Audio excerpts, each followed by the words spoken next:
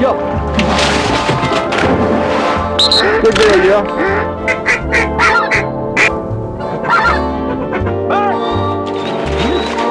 Come on, little boy. Oh, chop it up! Here we come, guys. It's going to be the shootout of the OK 12.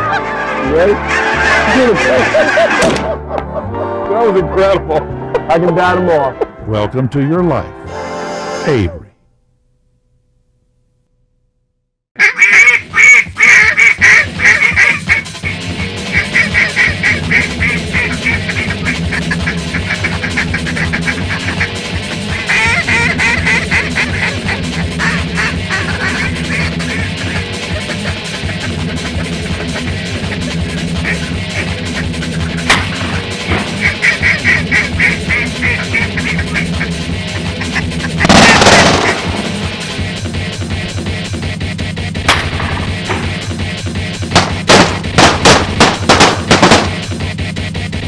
This is the choke that Briley makes for the guy that wants to get them in tight and shoot them right in the lips. Buck Gardner Calls presents Foul Play 5, made in the USA. Sponsored by Avery Outdoors, Greenhead Gear, as real as it gets. Briley, a legacy of shooting innovations. Cyclops, get out of the dark. Quest Outdoors, tradition and innovation. Gerber Legendary Blades, fend for yourself. Hodgman, since 1838. Hot Hands, we're hot when you're not. Tritronics, the standard.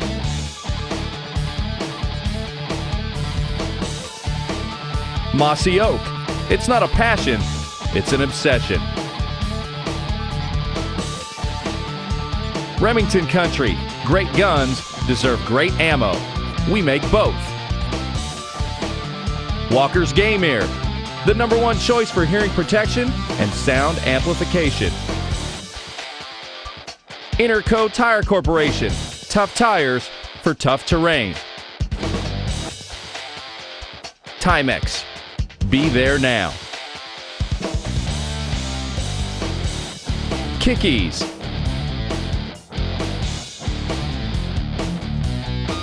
Land Pride, the smoothest ride out there. And War Eagle Boats.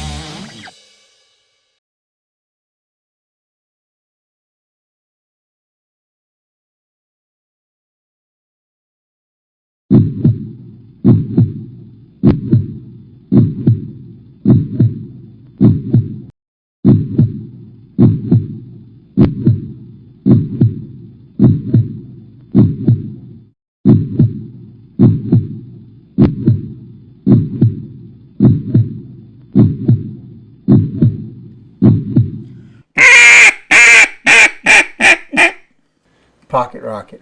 Never sticks. We guarantee it. Sticks, you have your money back.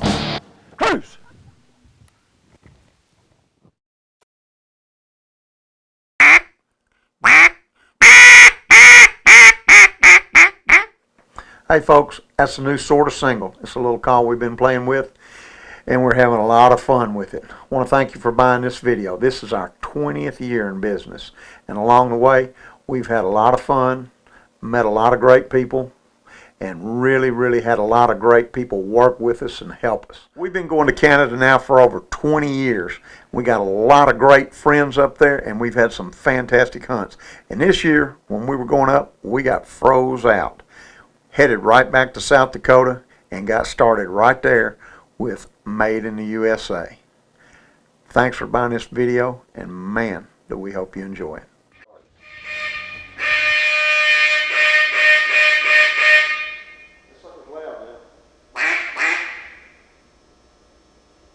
Oh, I think it's well, I got about 15 of it that I made.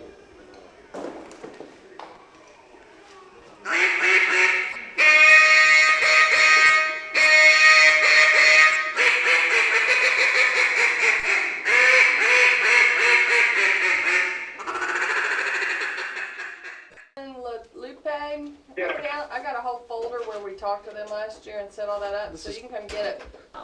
You see our wall of stuff here too? This is kind of cool. I like that. That dresses up. It's just a little bit of the stuff that we've been able to get up. Well, you know, this all started 3 or 4 years ago for me. I met Buck at one of the outdoor shows here in Memphis, and I was trying to get started duck calling at the time, and he was a really good guy to help me out. It's just really beneficial for me to have a professional like him spend time talking to me about that, and it was pretty nice. And we've become friends over the time frame. About 1.5 years ago, Buck called and asked if I would be interested in coming and working with him. At the time, I was working for Strike King Lure Company, been there for quite a few years, and was doing real well and having a good time, but this was a real challenge, and I thought it would be a good opportunity to come down here and help out. And we've done a lot. We've done a heck of a lot. We've been in business now 20 years, and it's been great. But we make everything either in Tennessee or in Arkansas. We feel like that maybe not everybody knows that. So Buck and I were talking about the video, the Fowl Play 5 this time, and we go, hey, you know what? It'd be a good idea to maybe make that video and call it Made in the USA or Made in America or something to be very proud of, because everything that we have is that way and we stand behind it. We think it's something that very few people in our industry do. So that's what we did. We shot everything in the United States, and it's a super video. I think the public out there is going to just enjoy this tremendously because it's entertaining and everything is shot in the United States. We were really fortunate. We had some good guys help us out. We had a lot of fun with it. And being our 20th year anniversary on top of that, we're going to do some special stuff for the buying public out there that you guys need to keep watching for. And I think you'll be surprised and you'll be very, very, very happy about it.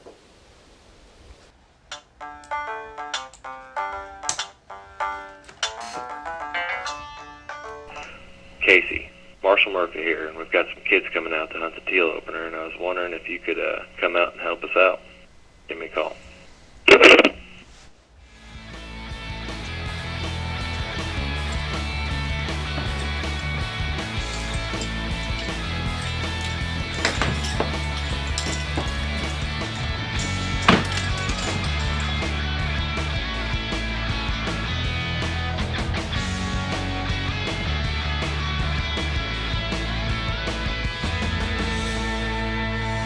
Well, I got an awesome opportunity presented to me from a friend of mine named Marshall Murphy, who works for a company called Evans & Evans out in Triplet, Missouri.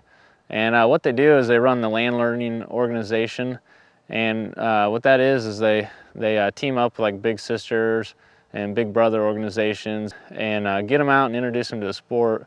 You know, the kids that don't have a father or a mother to get them out and you know, teach them how to do things. And when I mean teach them, they do it in a first-class way. They put them in heated, you know, 30-foot pits. They have stoves, TVs. They actually have floors that raise up so that they can shoot out of them, proper, you know, height and that. And they also, one thing that's really cool that they do is they hold these kids' days a couple times a year. And I got to come out and do a seminar to probably about 500-600 kids and hand out free duck calls to them and actually get to teach them how to do it. And it was probably the highlight of my summer, just getting to spend, you know, a few hours with those kids and teaching them how to blow our duck calls. They bring out these guys with the skeet thrower, get to learn to shoot skeet, they get to shoot bow and arrow, get to learn how to hike through woods, do some fishing. They actually had this huge tub that was full of ginormous catfish, and they actually got to pick them up and feel them. And you know, some of the catfish were bigger than they were, and it's just an awesome place. Okay, y'all boys ready? Is everybody ready? Yes, sir. Okay, just kind of keep tucked down a little bit because they ain't probably, we ain't gonna scare too bad, but we'll just keep our eyes open. Watch these people. Man, these are a lot of birds flying around. These are two, y'all. Watch it right here. Kill him, kill him. Kill him. Good shot, good shot. Okay, right here in front. Ready? Good shot. Right up front. Good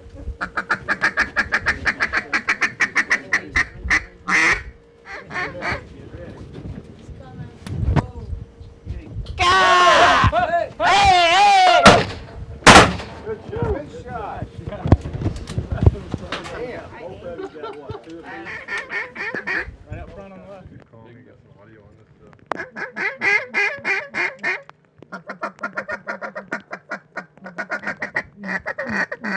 Get him, Edward. Get him. Right there. Kill him. Kill him.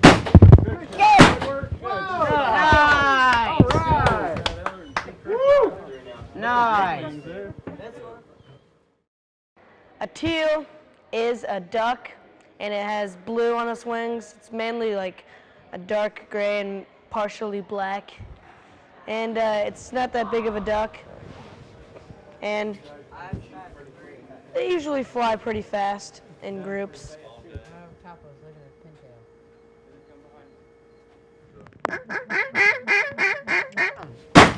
Good shot. Shoot it. Woo! Okay, now I'm redeeming myself. Then the teal would also, could be like an airliner, because it gets there on time and it's quick.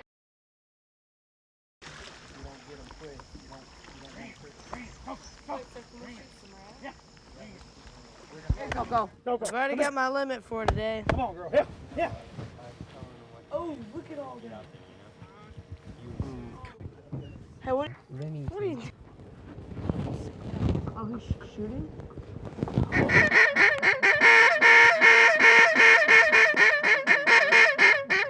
Coming in.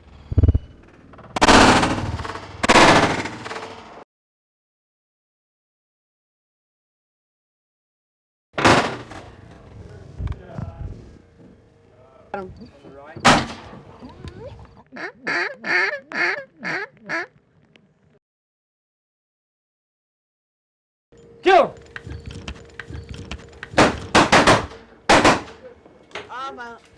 I got. You done? Yeah. Hey, can I get one there?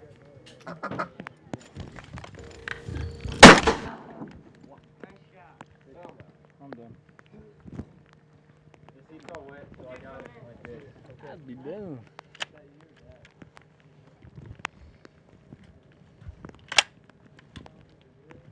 This is my first duck hunt, and I think it was a lot of fun compared to other hunts like dove and turkey because there was probably always a guaranteed shot for the hunt, and dove you have to be patient, and turkey is pretty hard, so it was pretty easy, confident knowing you're going to get some birds. One of my favorite shots was I had a group about 8 or 9 like flaring out around the corner, and I shot one of them down below and it dropped dead perfectly.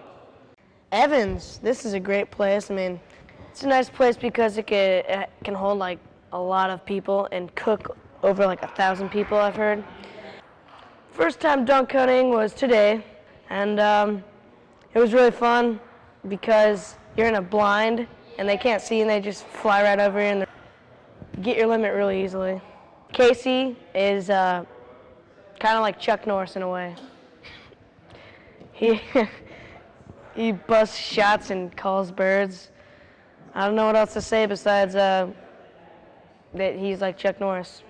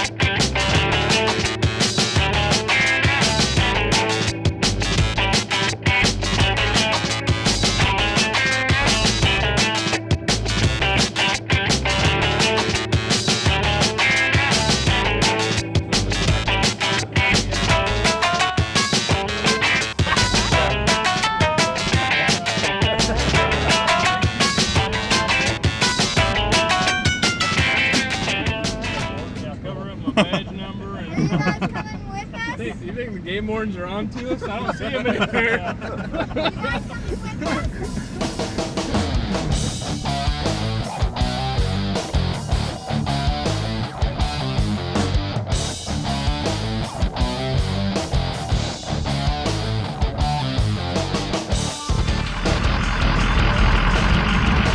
Most everything out there is Mallard fish. Most people on the band.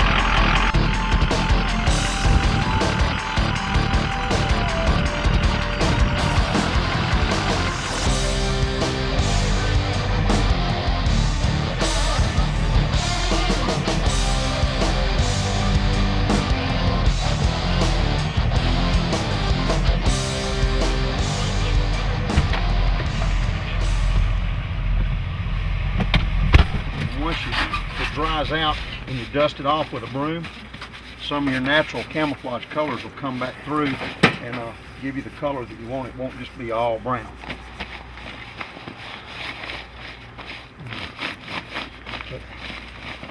But if you want to have success with ground blinds today, and these are real low profile blinds, which is important more as long as you go. Ducks and geese are getting more and more aware of stuff picking up out in the field. So we're mudding ours up. Like I said, Avery's made this new blind. It's real low profile. I'm going to use up all this mud on this one.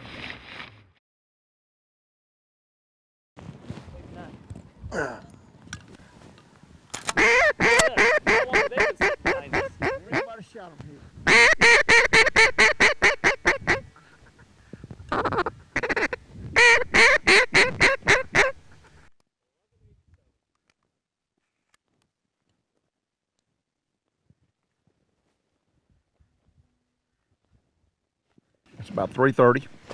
The wind has shifted completely around from the west to the southeast. They didn't start flying yesterday till about 4. It's warmed up. It's about 45 degrees, but this wind does make it kind of brisk. And you know, just like any other time you do this stuff, you just hope that what you've done here is right, and the decision you made is right, and hopefully the birds will show up here in a minute and cooperate by coming in here and letting us shoot at them and have some fun. This old boy farms this field here. I just stopped and talked to him. He's a little over 90 years old. He's lived out here on this same piece of land all his whole life. So he said when we got done today, he would like to have one duck cleaned and ready to cook. So we're gonna clean one up for him and put a little bit of the Champion's Choice seasoning on it and get it ready to go for him so he and his wife can have it. I said, would you like to? He said, no, one's enough for both of us.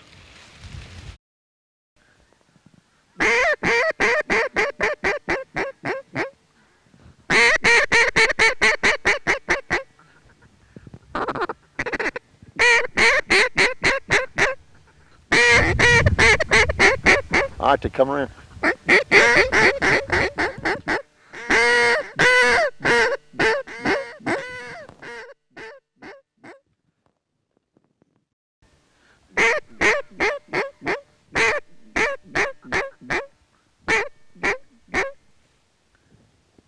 Take them, boys.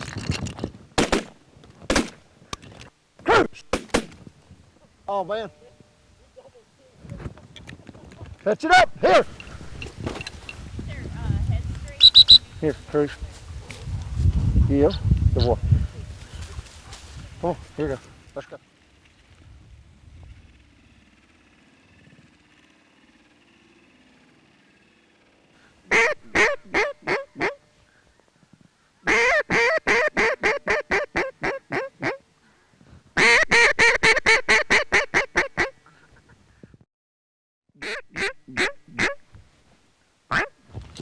Get you a drake.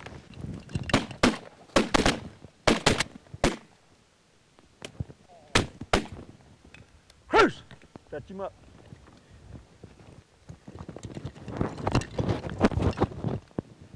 That's beautiful. Huh? Y'all get ready.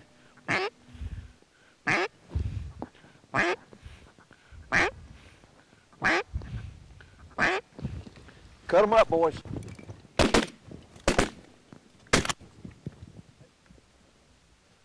Cruz! Fetch them up. Let's go.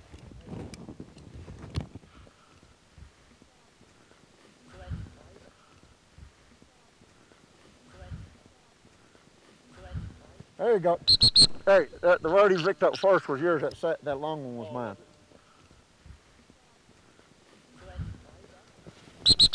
Here. Here.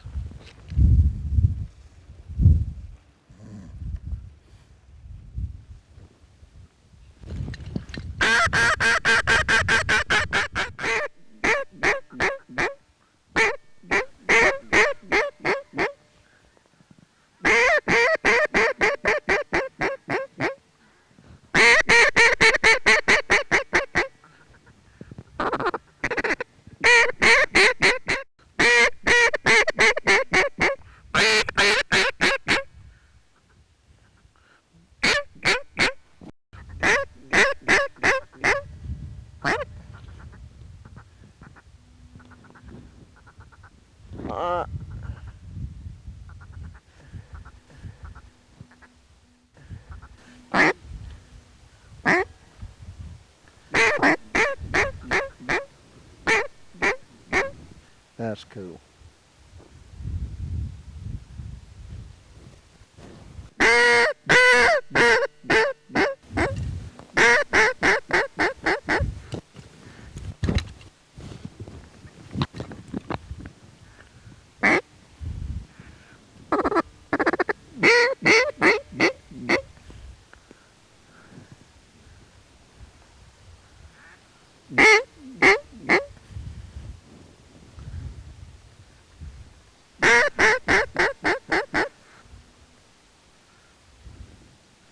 Just watch the show a little bit, y'all.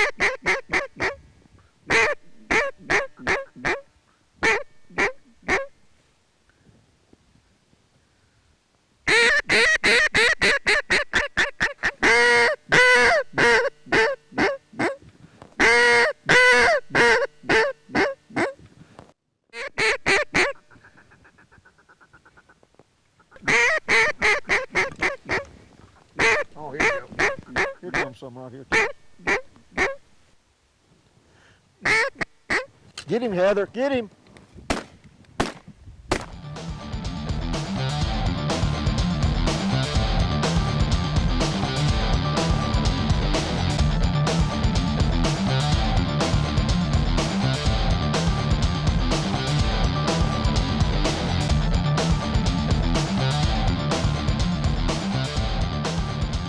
Well, I got started running a camera back when I was in college. I hunted a lot with two friends of mine, Jeremy and Rich, and they seemed to want to shoot a lot, and so I decided I'd just go ahead and pick up a camera and see what we could do. And you know, we had a lot of good times and got a lot of good footage, and that's where I started my love of camera work.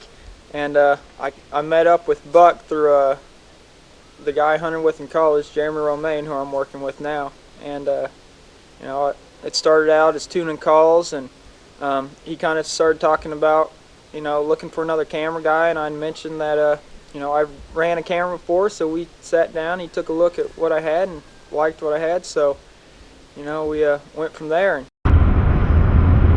Welcome to Washington, the Evergreen State. Big time snow and ice in Kansas City, Arlene said, big time. So that's hey, it's going to make for a great weekend for the boys for duck hunting.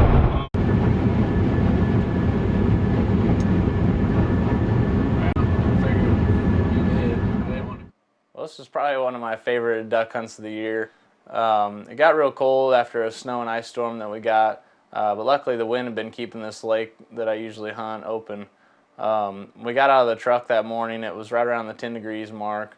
Made for a tough morning because we already had to get up about 2:30 in the a.m. and you know, made a long drive to get there. And we were able to bring in a boat and get out a huge spread, which made it really nice. But the coolest thing about the hunt was that we really got to test out the spit techs. Everybody's calls that morning were freezing up because once you start getting a lot of spit in them, with that cold air, it'll just flash freeze the call. That's where we really got to test the spit techs, because the spit actually will run out of the call fast enough that it won't freeze up the reeds as easy as a normal call. And it was very fortunate for that day because my call was the only one that was working, and so I got to call a lot at the birds, and they wanted a little bit of calling, not a whole lot, but we'd bump them on the corners and get them to turn in.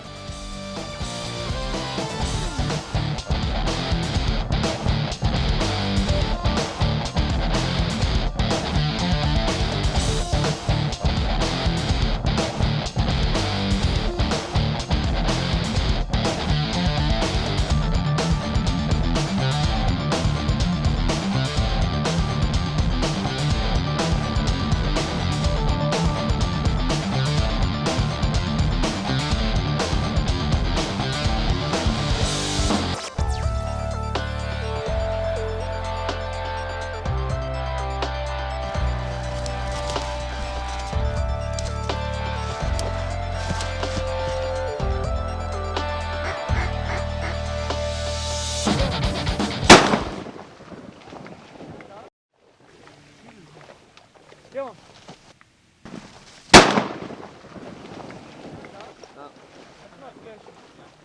Come here, Chase. Good girl. Come here.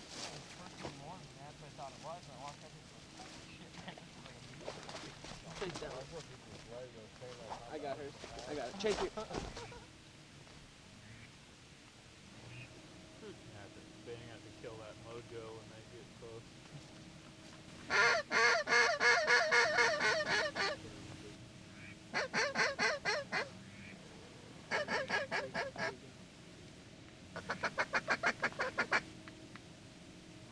Kill him. Go, Chase. Bring a bird.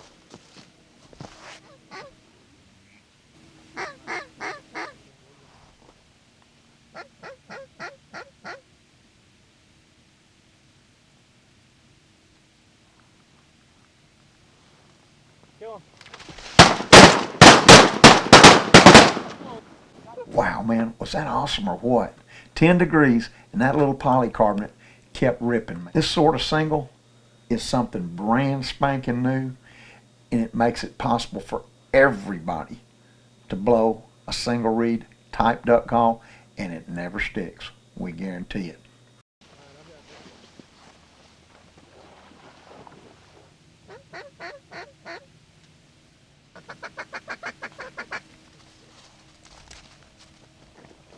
Yo.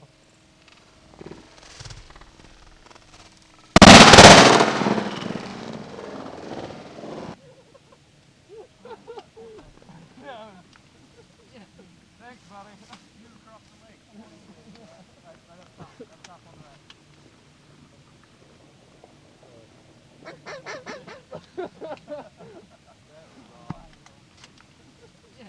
Thanks, buddy. You across the lake. Right up top. Up top on the right.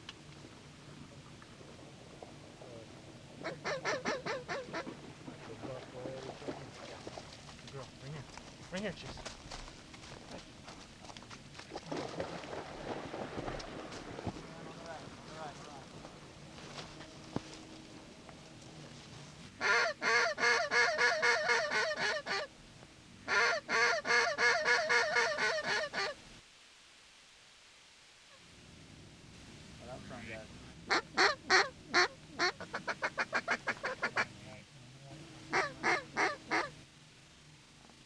Yo! Are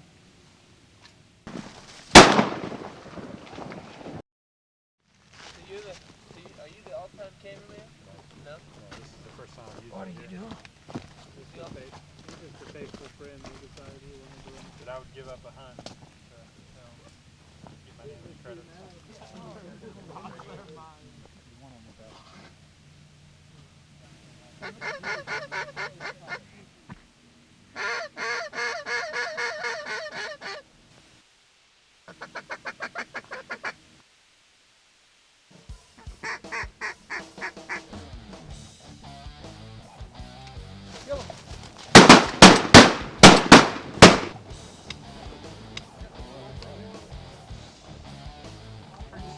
I will say that the one on the left, I did draw that.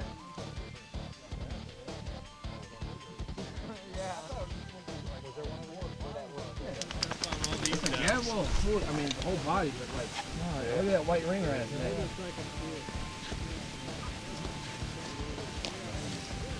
Yeah, I mean, look at the neck here.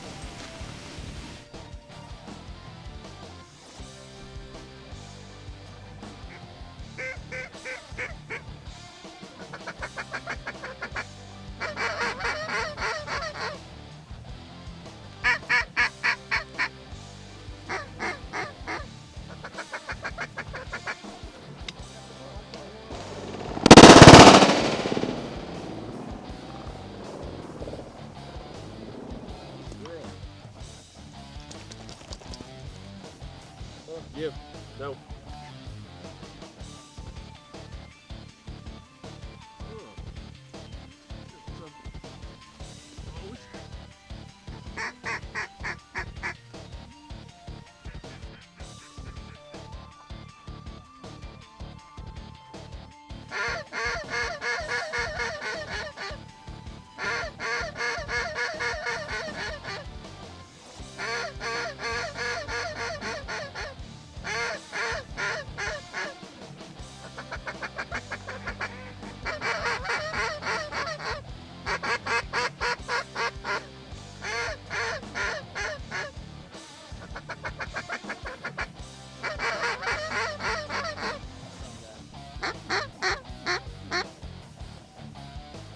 Yo!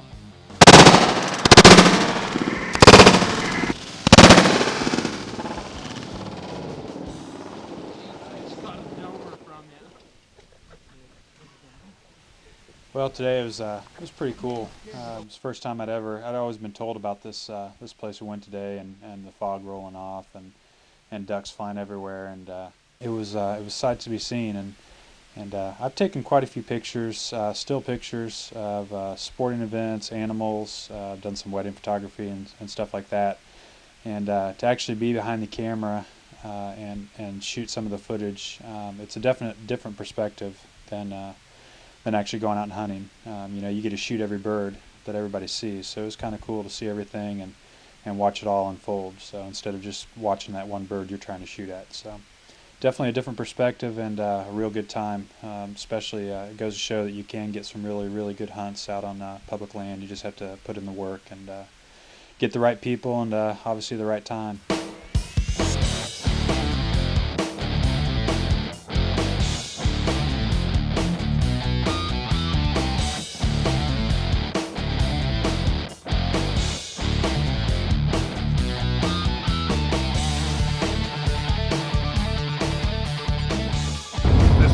This is the Columbia Gorge. So when the wind comes east, that's when we get cold. If the east wind blows through the gorge, you know, like I said, this will shut down. They got no problem shutting this down. All the truckers, everybody. Now there's another freeway on the other side of the river, on the Washington side, and that'll get shut down as well. That's 14. So basically, you know, this is the Columbia's obviously the border between Oregon and Washington, south and north right here. So.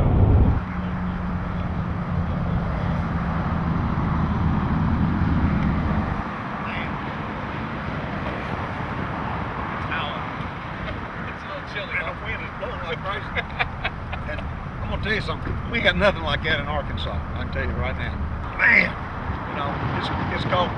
That's Multnomah Falls. Multnomah Falls. Holy smokes! Look at the ice at that, man. I mean, that is awesome. Everybody who comes to Oregon comes out to see this. It's pretty neat. Guys, where I live will be standing right up on the edge, going, "Hey y'all, watch this!" Be the last two words they said was, "Watch this!" They're dead.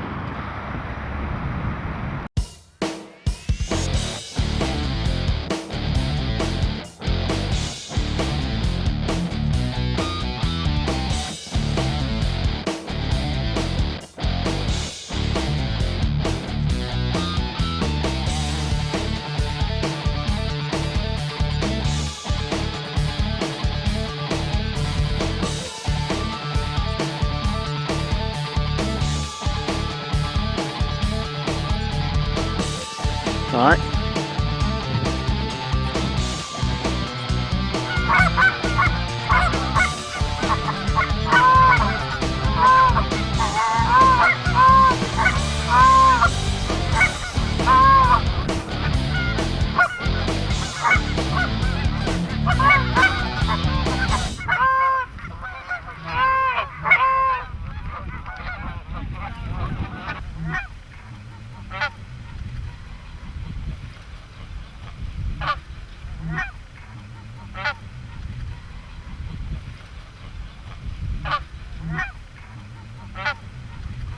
Back with the ducks, let's kill these geese.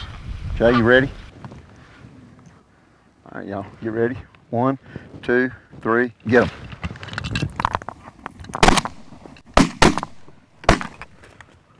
Holy smokes, that's a triple. All right, get ready, Jay.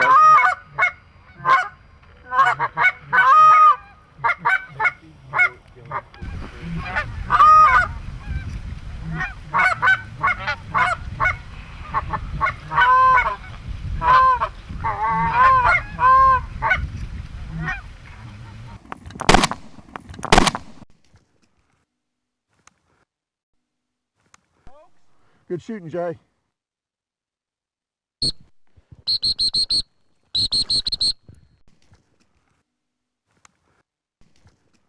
Here, Cruz. Over.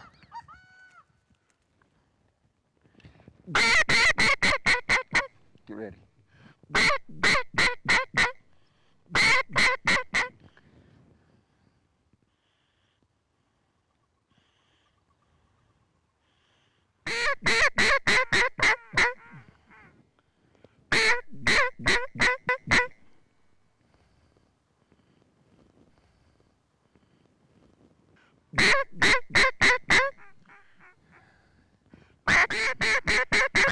Big bunch of ducks up high.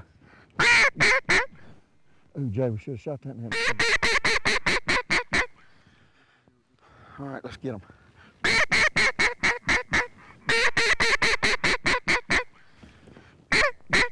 Get him, Jay. Get him, Jay. Get him.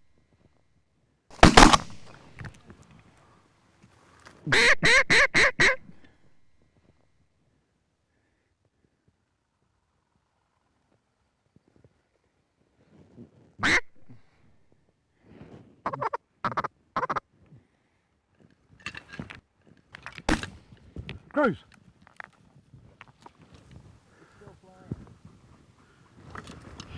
We're in central Montana, and we rode around this afternoon, did a little freelancing, and we met a nice fella that had a bunch of geese and ducks in this field here. Cornfield's been cut over, and we rushed in, scared out about 500, 600 geese, but we'd seen a few ducks come in here when we were here, and we hoped they'd come back, and boy did they ever. We had plenty of giant Canada geese that come in here, and just bomber squadrons full of mallards. And I tell you what, we were able to set this whole spread up in about 15 minutes, everything.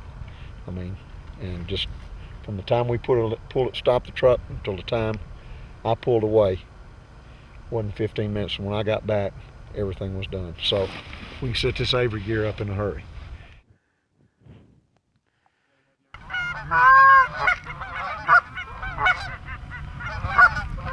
We'll shoot these three. Yes, we do. Now, guys.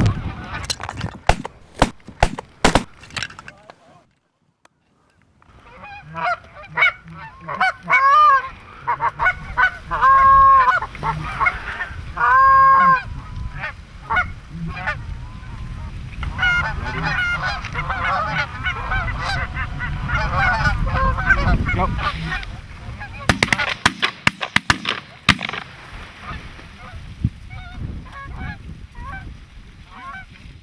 Hold that bird. Hold, sit, hold.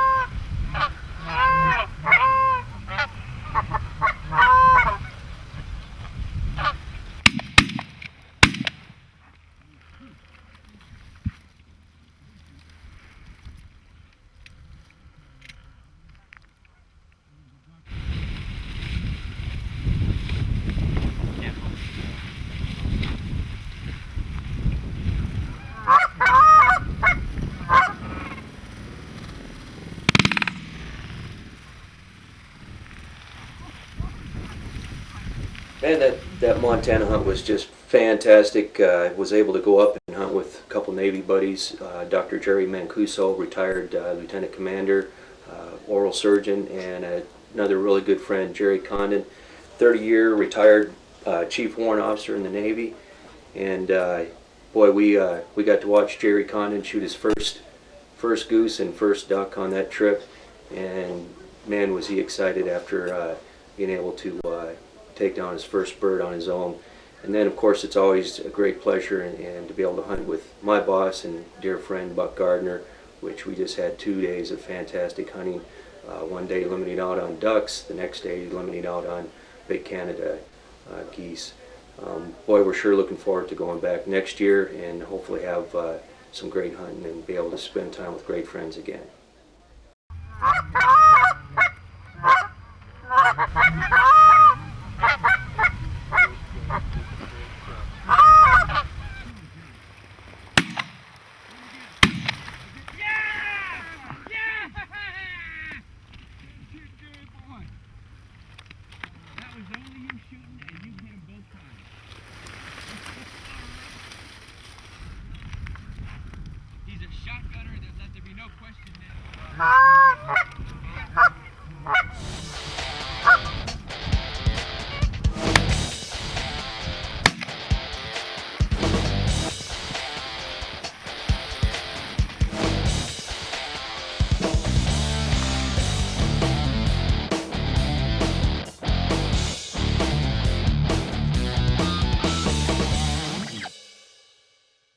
We went back up and saw an old buddy of mine, Ben Gibson, at Bypass Farms, and we had an absolute killer dry field mallard hunt. Well, it was kind of muddy that day because the snow was melting and everything, but it's still awesome. We got to have a little bit of fun with his son Thomas the day after his 17th birthday, and got a real kick out of having fun watching old Casey dry field mallard hunt for the first time and chase him around out there in the mud. So Stay tuned. See a lot of ducks up close and personal.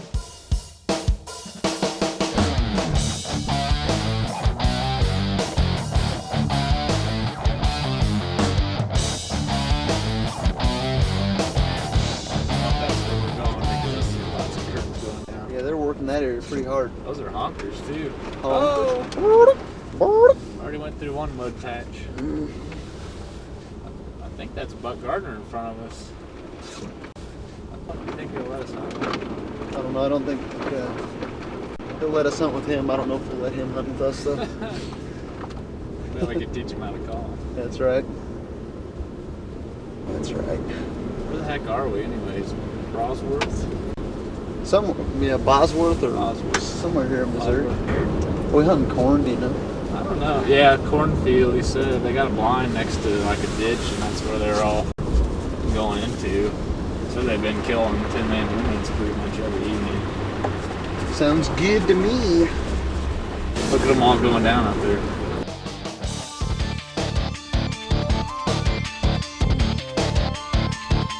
Yep. Wow.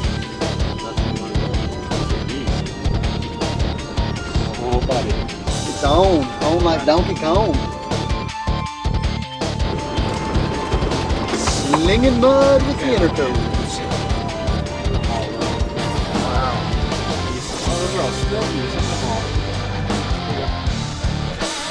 Get your helper there to take them.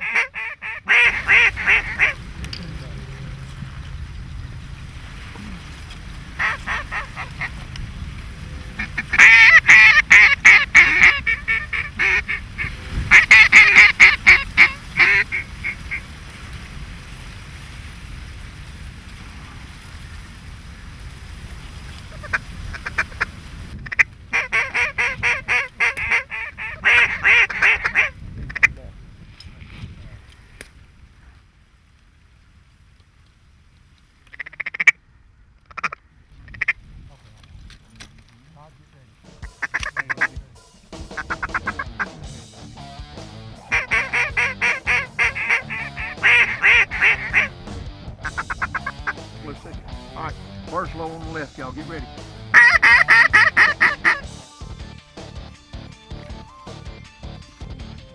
Kill those two.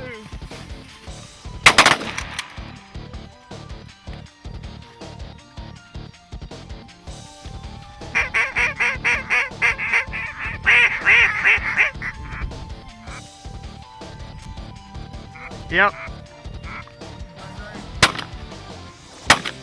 There you go.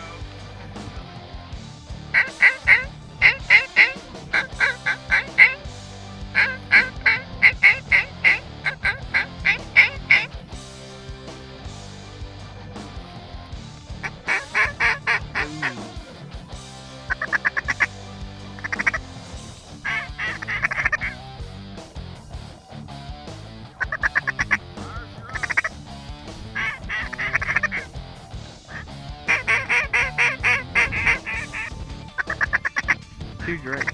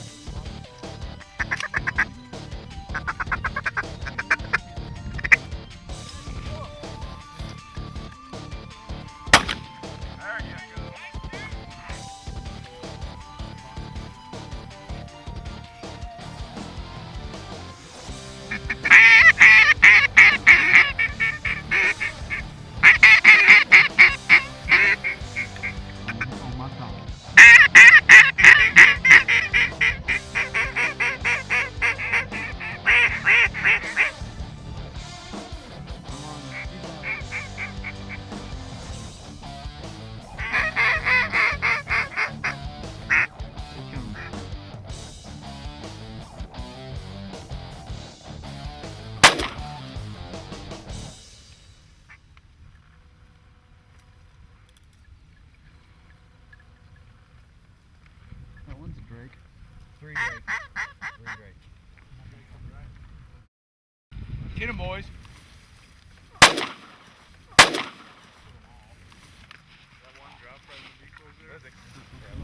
Did it?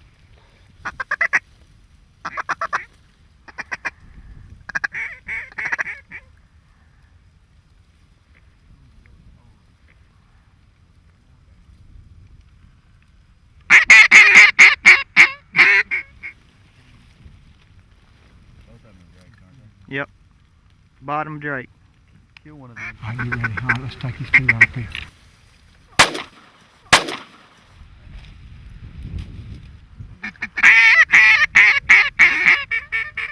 Got him. Judy. Judy. Watch you hit him. Atta boy. Took three. Shot. That's okay. That's why that's why you don't shoot. I didn't want to blow your ears out. That's okay. That's why you don't shoot over and under. That's right. He got hit a couple times. That's kind of something that I've done a lot of. Shooting over and under? No. Oh. Warning them. I give them warning shots like that. That's right. Come on. Hold still. Who shot this one? Come here, Lizzie. Okay. Lead drake there. Nice. Another drake there. Done now. Done. Beautiful. That should have been perfect. Sit, Lizzie. Huh? Pretty hit on that one. Oh. That's something else. That's pretty wild, huh? Well, I'm coming in. How you doing? Okay, well, good. Got some more coming? Okay.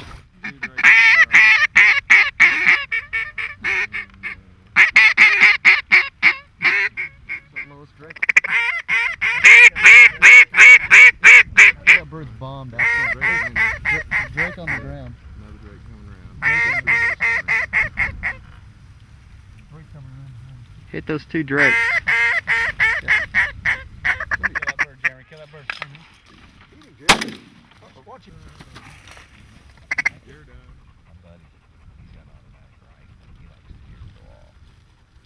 Shoot that drake. Shoot that drake right there. Lizzie. There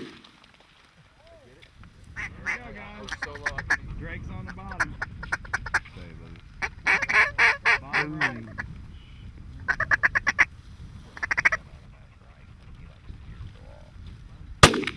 Nice job. Boy. is a big one. Hold. Great big old northern mallard. That green head. Got bands. Double bands. That's got a green band. I think he's got 3 bands.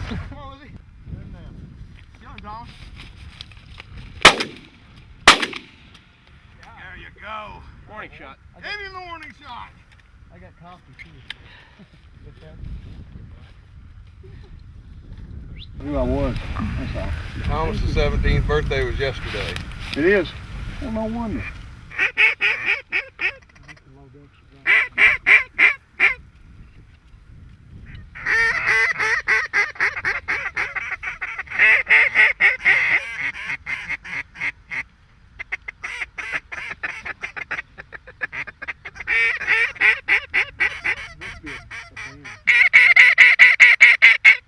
Gosh.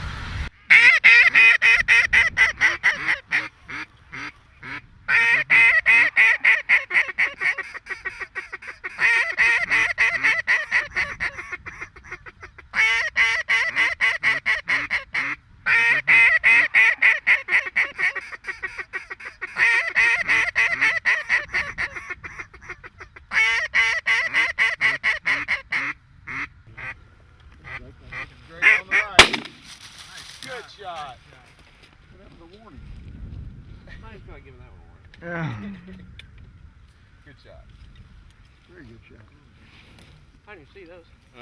These birds are coming off of the Grand Pass Wildlife Refuge, which is a state-managed area by the Department of Conservation here in Missouri that's right across the river to the east of here. It's about a 5,400 acre management area. Right now they're holding 214,000 birds over there on the refuge across the river. And these birds are coming out into the cornfields out here in this big open river bottom and feeding on corn. We just got thousands of birds working in. They're landing in the decoys while we're sitting here talking. Eight of us have our limit of green heads, nothing but green. Beautiful afternoon hunt. Just couldn't be beat. How's your grip?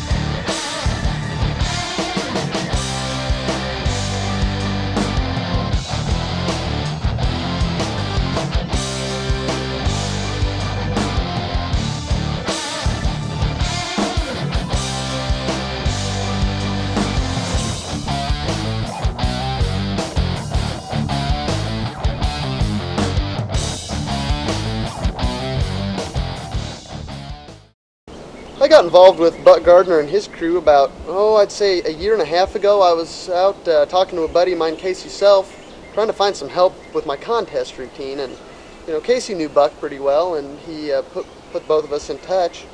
And Buck was really awesome. He helped me out a lot. And he was so much help with that a short time later, I was getting out of college at Kansas State University with my degree and looking for a job. And I was asking Buck, hey Buck, do you know anybody around, South Dakota, North Dakota, any of those places where somebody might be needing help from a guy like myself, where there's a lot of birds to kill? And, he was kind enough to step up and say, hey man, we got a lot of birds to kill right around Tennessee and the Memphis area, and we could sure use some help around the shop. And it was just an offer I couldn't refuse. It's really been a dream come true. Hey, so we're just about 45 minutes from home, probably. We just crossed over Mississippi. Yeah, we're not too far. We gotta stop at an island to get my hunting license, but. Alright, sounds good. Well, I'll see you in the morning. Alright, bye.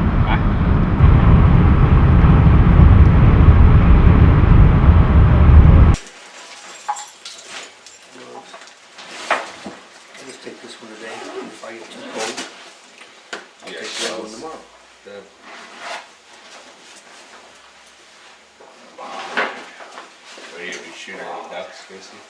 I doubt it. First met Buck at Metropolis, Illinois at a goose calling competition.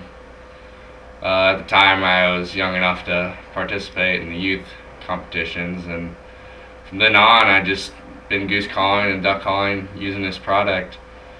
I've gotten a lot of help from a lot of the pro staffers from Buck Gardner, and been able to pass my knowledge of goose calling and duck calling on to me, my friends and family, just trying to help them out and get the product out there so everybody can be a good duck caller and goose caller. I'm currently a freshman at Eastern Illinois University. It's hard to make time managing schoolwork, fraternity, and friends, but I still manage to come back at least every other week just to come back and hunt.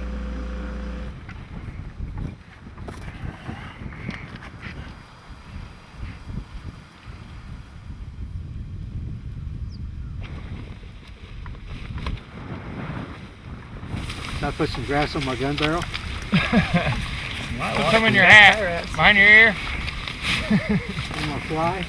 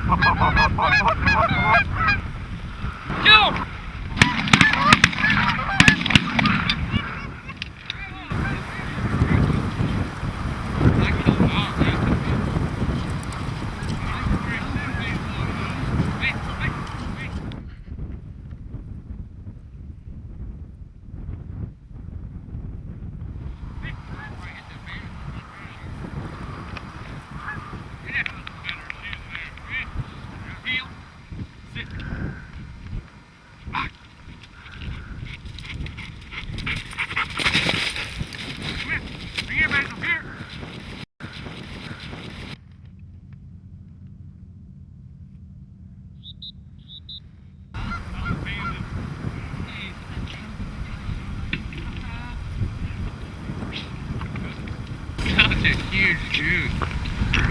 That's good.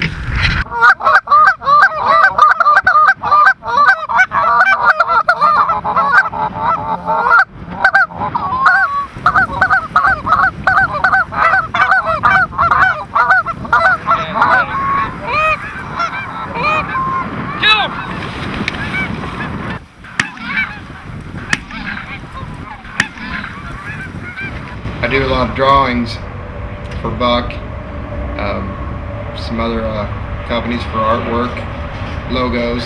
I designed the SS1, SS2 logo, tribal goose on there. Looks really awesome on there. For a lot of people say they love buying that call, just the way the artwork looks on there, design. Today we got out, set up. A lot of geese came in the morning. Kind of nice to come up here with the whole family, get a hunt. Everybody gets to shoot some geese, have a good time.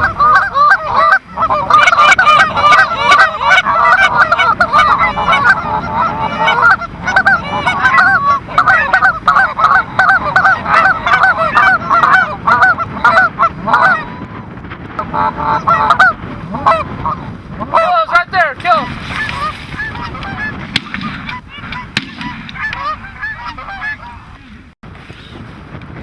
That just happened. Yeah, that just happened. Come around, guys. Come around hard in that wind. Try to get off.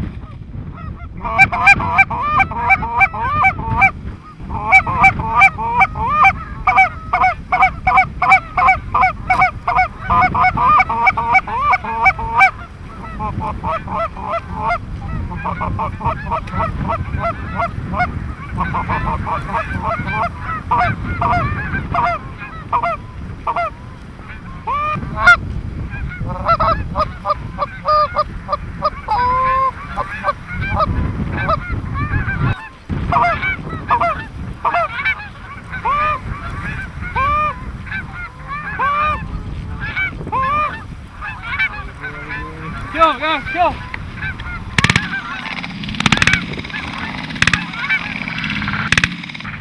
Big, buddy. Oh yeah, that just happened.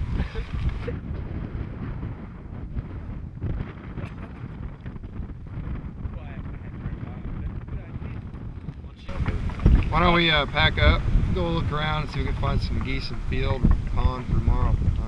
So I think so too. Well, let's go get something to eat. We can do that too. Come up and we'll get a picture real quick.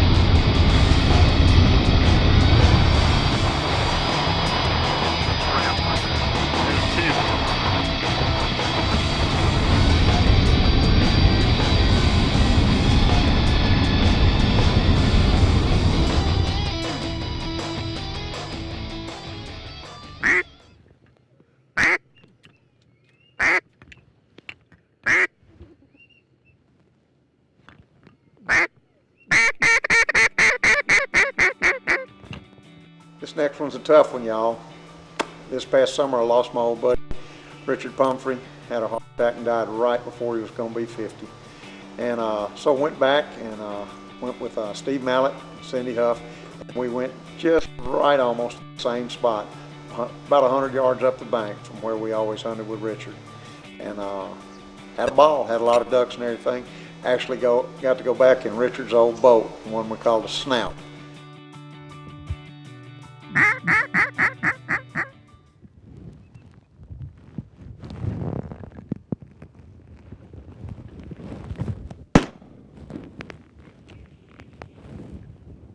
Good shot. That's exactly what you want.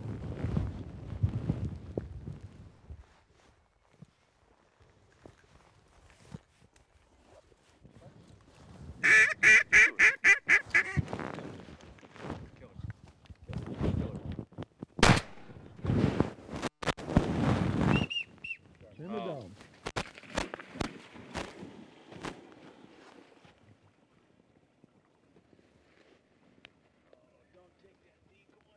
It ain't going anywhere, but we'll bring it back.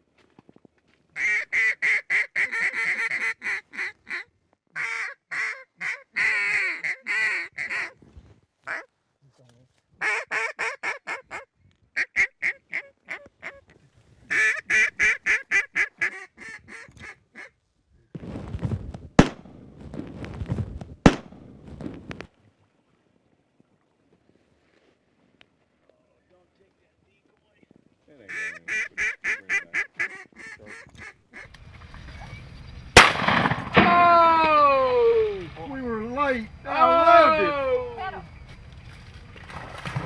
Way to go. Quick draw. Sorry, Mike. I loved it. I'm really not. You make the face in the face. I'm really not. And them ducks out there on the river eating this little buckbrush up. Cool thing about this one is it doesn't make any difference where you go. Ducks like this buckbrush. This is my hunting call. This is my go-to call. I can do it all with it. I can even reach out there a little bit on those windy days and touch them some.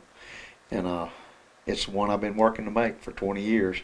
Never sticks, never lets me down. Let's go back and see what we do to them for the rest of this segment.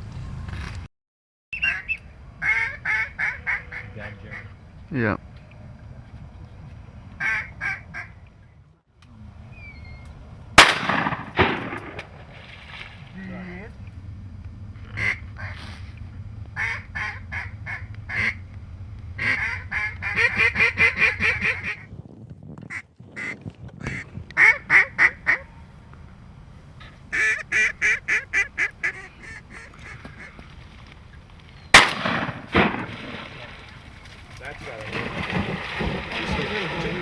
just a little bit. That's good. Oh, we got a diver. Was that a diver? We got a diver. No. Nope, he's just waving bye-bye. Waving bye-bye. I love that. Waving bye-bye.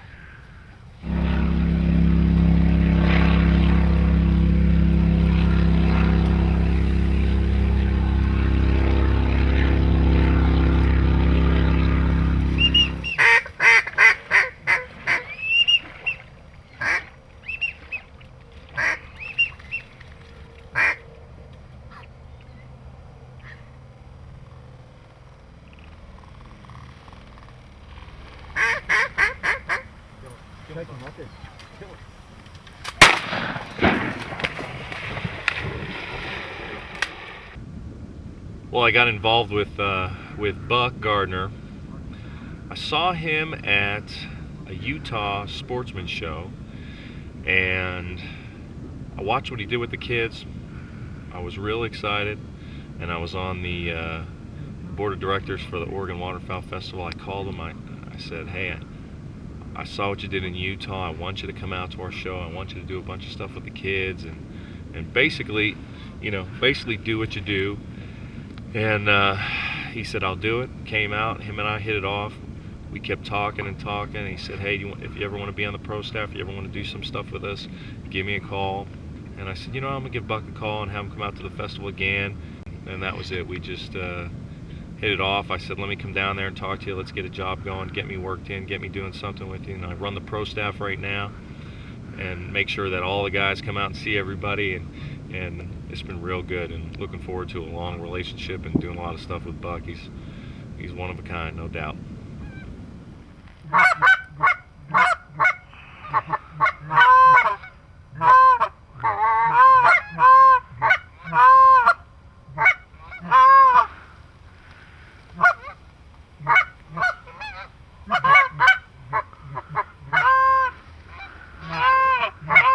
On the right.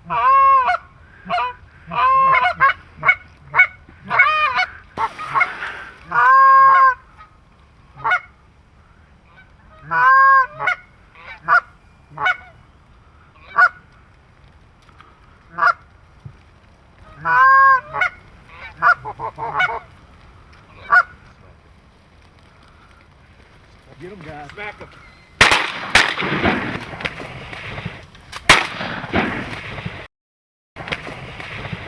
Oh, yeah. You got one going away out there. I dig it. Give me your gun. Oh, I got shell. You got shell? Watch the one going across the river. You got to watch it here. Cindy, lay it on him. That one. The way off and shoot him anyway. Got another one fell in over there on the island. Yeah, let me go help Steve. How about that, bud? How about this for a goose?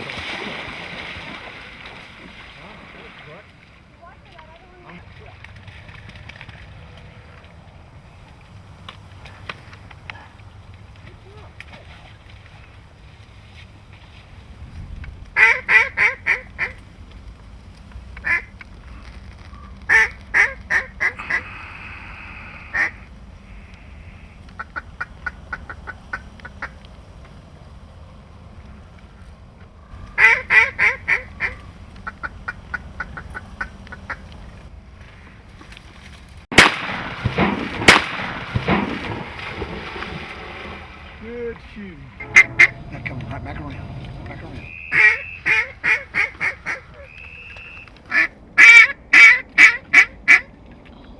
Get him down. All right. I got it. I'll get this one.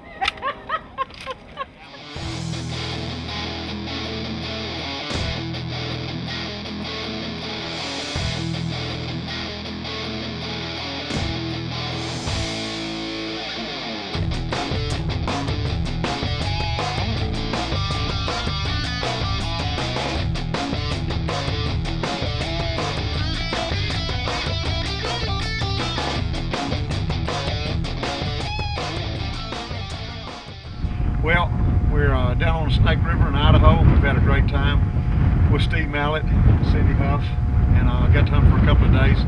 in Richard Pumphrey's old boat. I know he would be glad for what we did. Well, he was looking forward to seeing you, I know that. Yeah, I was looking forward to seeing him and giving him a hard time. So I just came and gave you all of Richard's hard time. I know he would not have minded you running his boat aground a couple of times and been in the propeller a bit, you know. It would have drove him nuts. Oh, it would have. You know, no, we had a great time, and I just can't thank you enough. Buck, thank you. We appreciate seeing you again. Look forward to hunting with you again next year. Oh, yeah. And tell Camille we had a great time at dinner last night. Great. And I want to get one of those aprons for my wife. Okay, sounds great. All right. Thank you. Thank you. My name is Merle Stark. I got to know Buck back in 1993 at the World Duck Calling Championships, and we've been friends ever since. And go around to the stores and different shows and talk to people about hunting and teaching calling, and you know what techniques to use. You know what's the difference in the types of calls and the styles of calling. And I have a lot of fun, you know, especially when I get to work with the kids.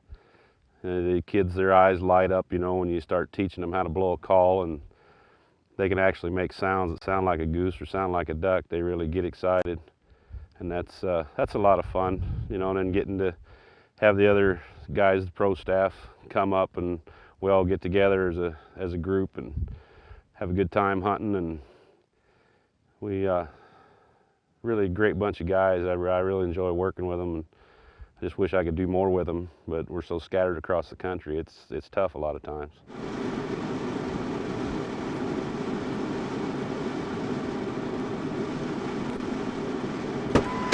Get in and out of the wind. Casey, man, what's going on? Yep, well, we're just heading your way right now, up to Evans and Evans to meet y'all. Are you heading up through Columbia? Oh, okay. I just talked to Marshall Murphy. He gave me some directions, and from what he says and from what I've heard, man, there sure is a lot of ducks up there. You tell me. Yeah, buddy, that's what you want to hear. Yep, I got them. All right, man, we'll be in there this evening a little before dinner, and look forward to seeing y'all. Drive careful, and let's get ready to shoot them in the lips, bud. All right, see you. Bye.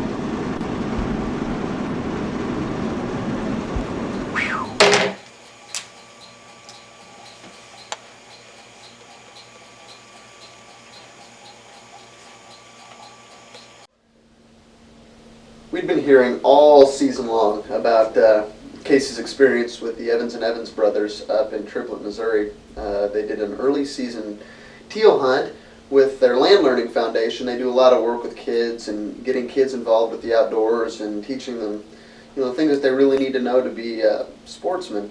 And when we found out later in the year that we were going to get to do a late season mallard hunt, buddy, I'm going to tell you, we were pumped up about it because we'd heard nothing but good things from everybody about what they were doing up there.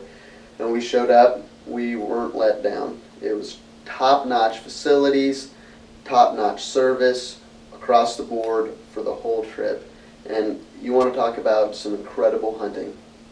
I mean, we had groups of 200, 300, 400 mallards working all the time.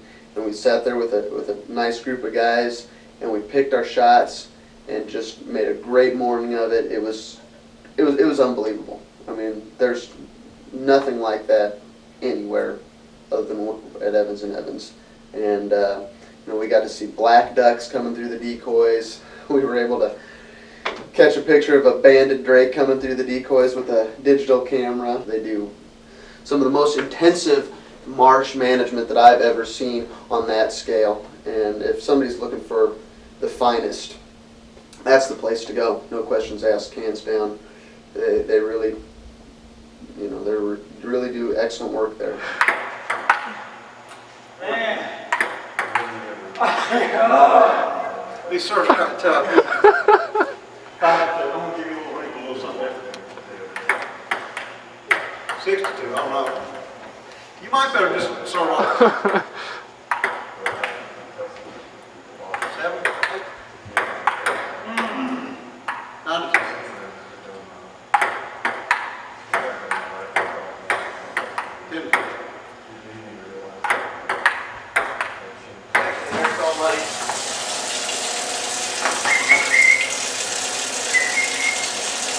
Hey, in case my ducks don't turn out good, mine are just appetizers. Yours can be dinner. Cheese and duck flavor. Honeyed all pretty good? It's cooking with buck. Where's it made at? Seasoning is the most expensive part of the meal. Yeah. Well, taste this. You want to taste something else good? Oh, you know, this got a little, just a little bite to it. No, not much. But, it's pretty good.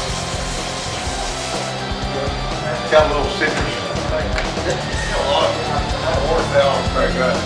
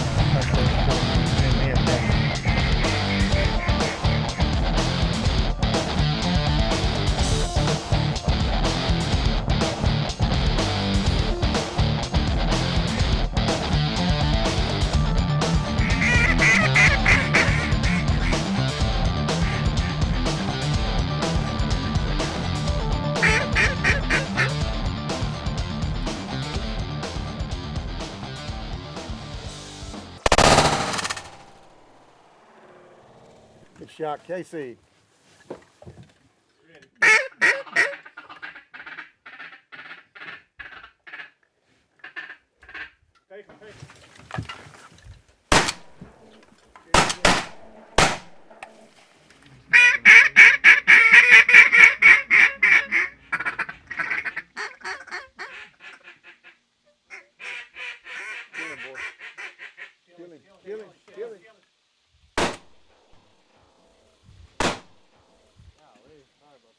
Good shooting, Casey.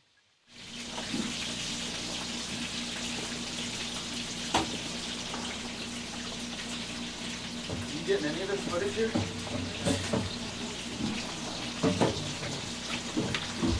What footage? There's like millions of ducks circling around here.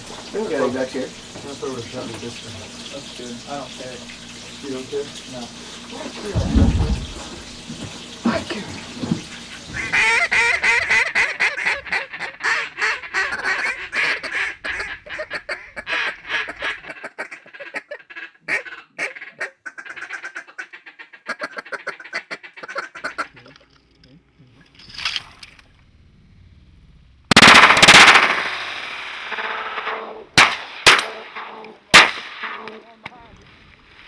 There's more birds coming. More birds coming. All right, get on, get on, get on.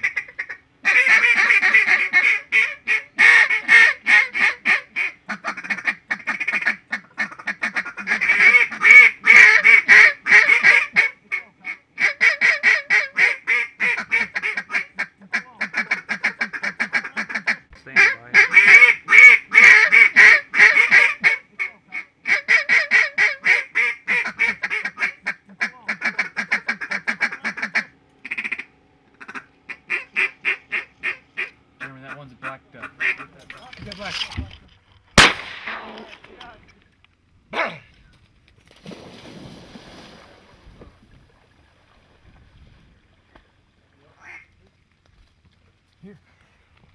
Here. Lie down. Here. Lie down.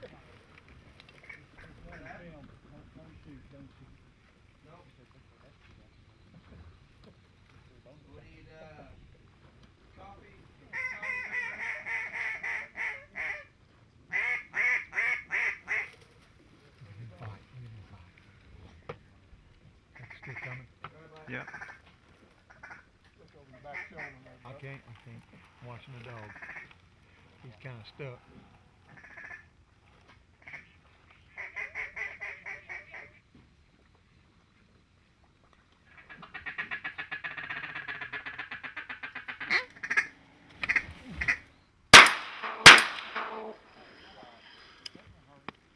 81 or 82. Jeremy, I got a plastic bag. Beautiful. We got trash sacks if you want to. I need to set him back there for a while Really? and dry out. Yeah, he don't. I mean, he's a gourmet Let's chef. get it. Hold on, Jeremy. There you go.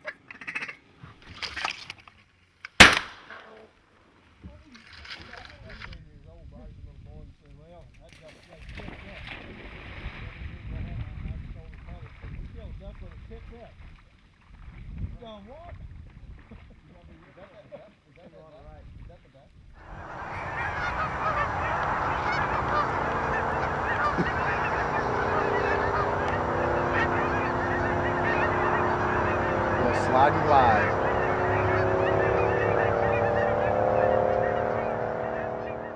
I remember I got the call from Bob. He said, man, you got to get up here and you got to get up here now. That the geese are here and they're acting silly. Now, they're not flying until 10 o'clock, so we can get up around 7, go work out, get some coffee, and head over and set up. I said, dude, I'm on the way. Travel, headed over to Avery, loaded my excursion up with around 75 of the fully flocked lessers. And at that point, I had everything you needed for 4 guys to hunt, you know, and effectively kill geese in the back of my excursion. You can't beat that. This stuff just packs in great. But ended up leaving here about 7 o'clock, so I didn't get to Chicago till 3, 4 o'clock in the morning. Got me a couple hour nap, and we got up and headed over the field. And Rob Sproul with Ultimate Waterfowlers taking such good care of me when I get there.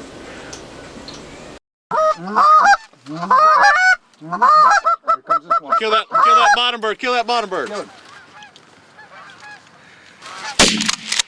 Fetch him up! Fetch him up! And that, all I know is this is what we came for. That's ultimate waterfowling right there, baby. yeah, it is.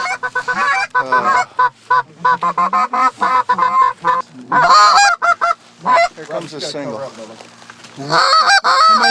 Shoot him!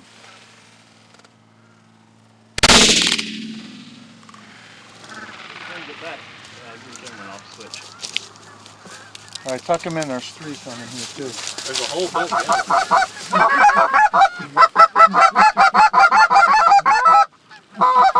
These are right. These are right. Hey, kill these birds. Kill these birds. Kill these birds. Kill them.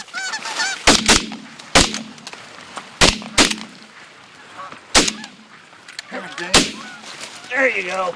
Nice shot, Mike. Nice shot.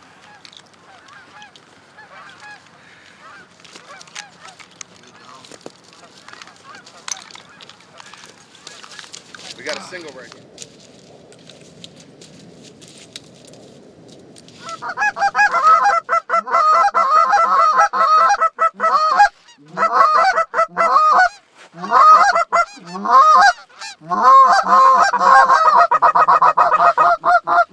Ready? In the wind. Kill him. Hey, Dad. Hey, we're done. Yeah. 10 kills on video. Get a couple more up. We'll do it. Thanks, Bob. Yep.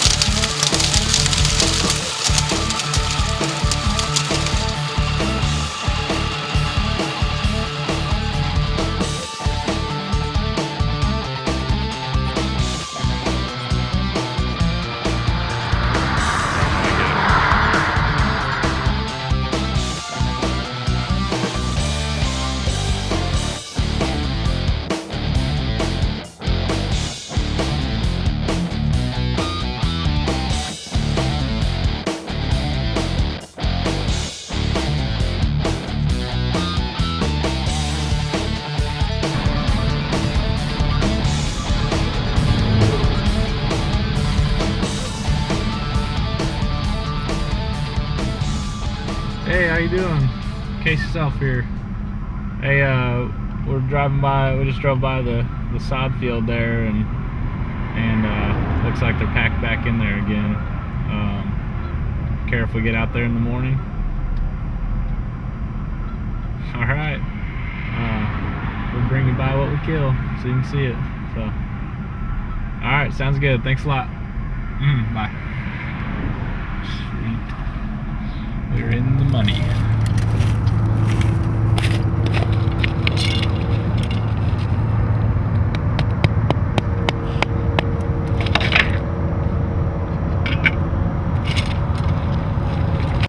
Yesterday evening we got in here, and from the highway we could see there's probably about 10,000 birds scattered all over the place.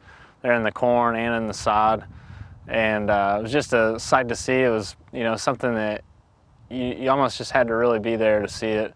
The weather was calling for an east wind, which we got our game plan together where we were going to set up, and we pulled up in the morning, and the wind had shifted. It was coming out of the northwest, which actually worked out for the best because we can get up on this hill where there's a lot of thick corn, and we got set up in there, and the hide was really well.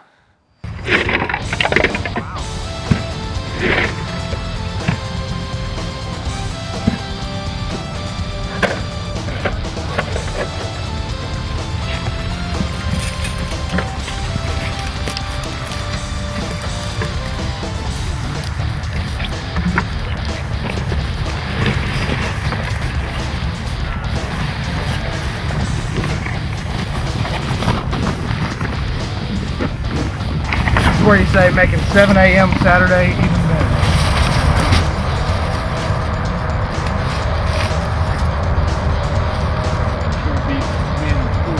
Oh yeah.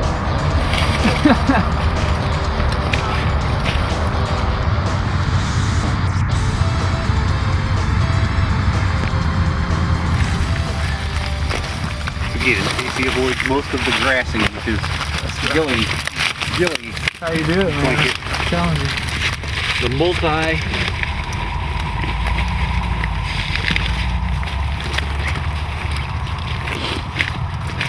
You know, some people wait till they get in the fields, brush their blinds, and some people do it at home. You know, I just choose to do it at home. Some people do it in August. With zip ties and a Ready?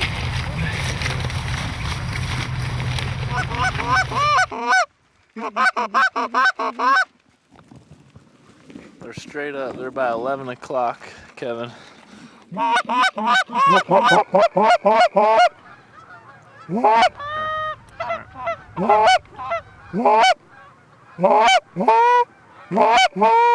Ready, guys. He's two of them right here. Go! All right.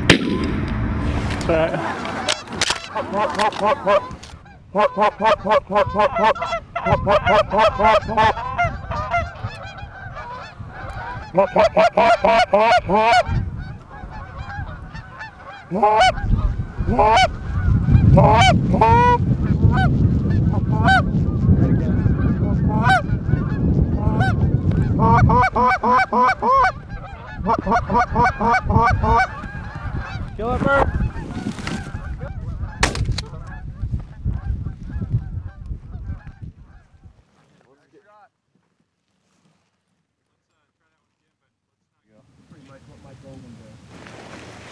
There you go. That band on its legs weighing it down.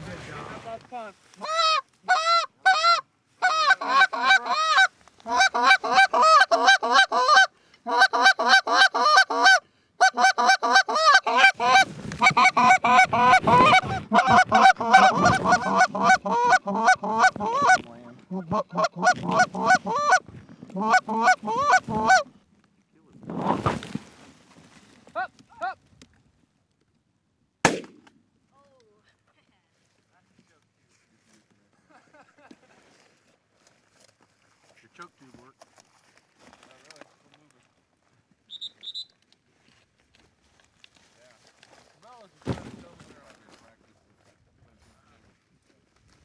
Yeah, but you only have a few months, and then we'll be trying to get.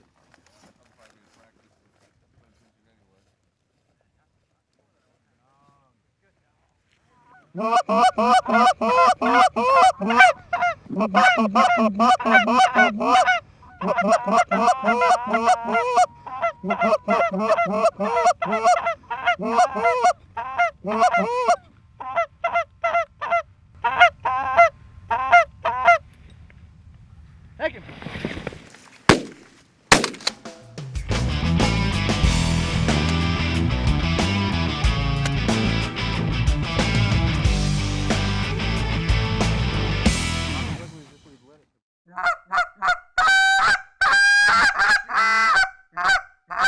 Wow, that sure did look like a lot of fun that Casey and the boys were having down there. They were out field testing the new SS2 and the SS1 goose call. You know, I was actually invited in on this hunt, but I ended up coming down to Memphis to hunt with Buck. We were trying to film a timber hunt. It didn't turn out too good, but I can guarantee you I will be in Kansas next year on a late season honker hunt with Casey and the boys. Now let's get back to this hunt. Right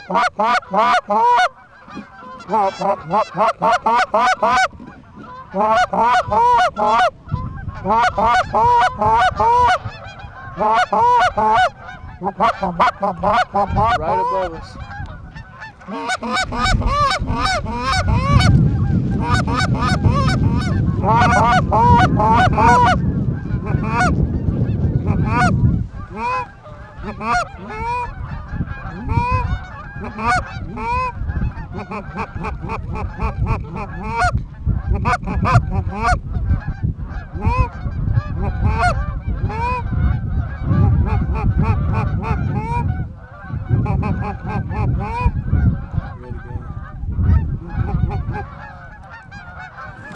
Go.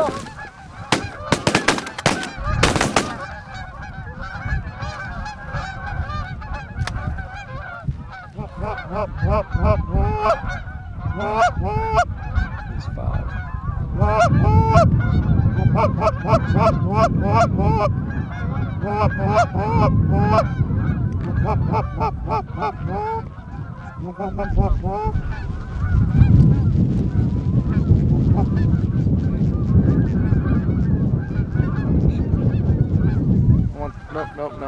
Let's get this big group. See a big group to the left.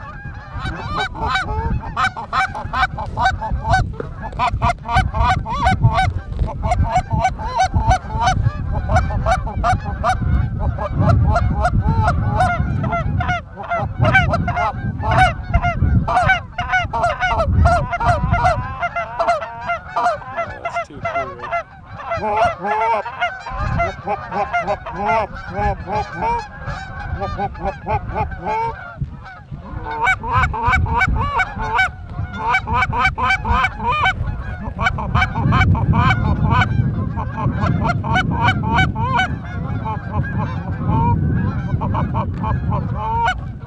Kill bird!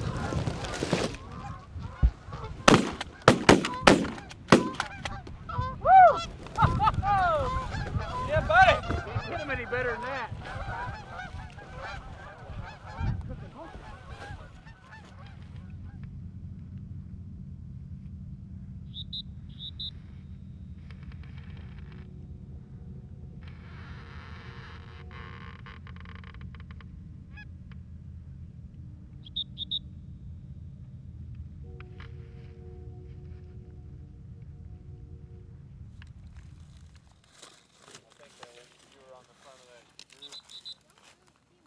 But there were so many that were getting ready to come down right in front of us. That's the one we were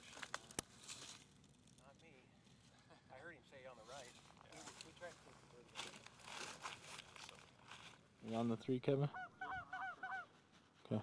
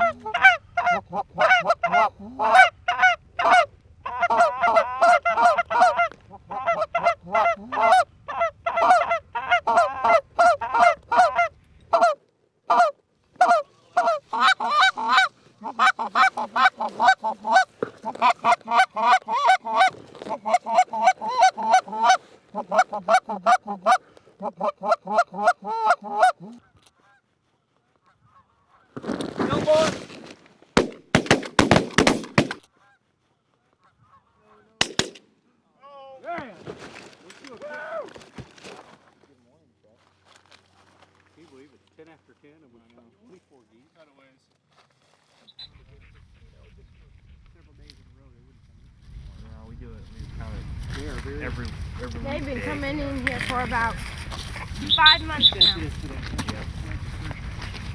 Let's go.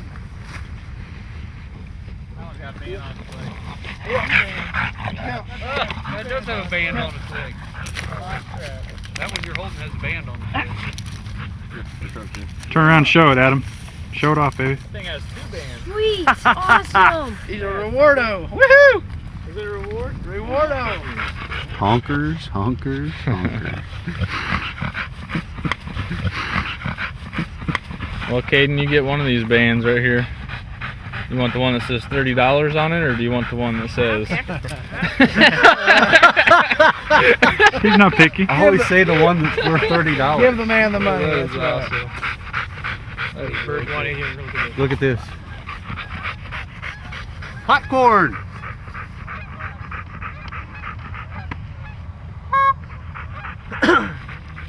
Alright guys, let's get out of here before they... Let's let them get back in here again for tomorrow. Sounds good. Sounds good. Oh man. Oh, get out of here.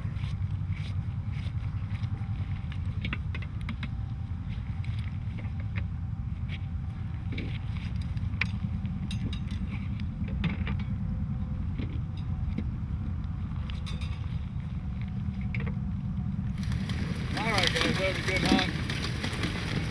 See you guys tomorrow.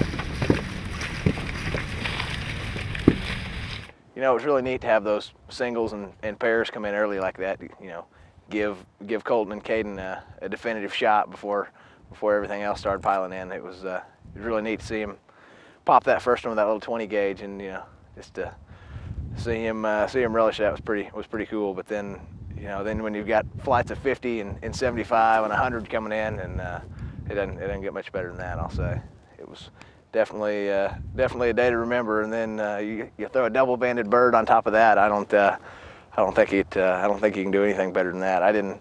She brought it back to me, and I was so busy lining her up on the next bird, I didn't even notice it. And then I looked down and saw the band, and Nick was hollering, "Look at the other leg! The other leg's banded too." That was a first for me. I'll say that. So it's definitely one of the better days I've had.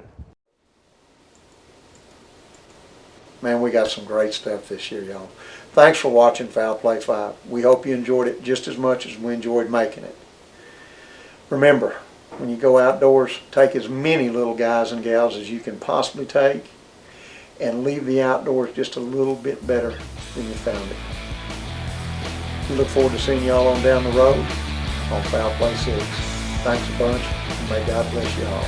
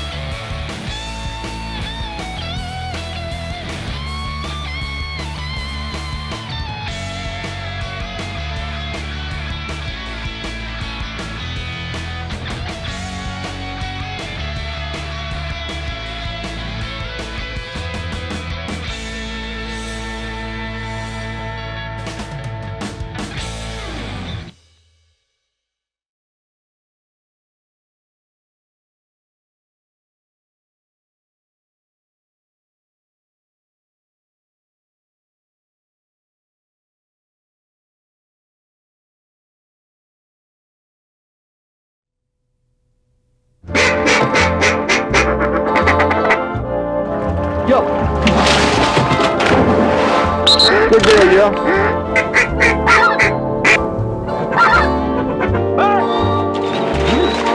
Come on, little boy. Oh, chop it up! Here we come, guys. It's going to be the shootout of the OK Corral. You ready? That was incredible. I can die tomorrow. Welcome to your life, Avery.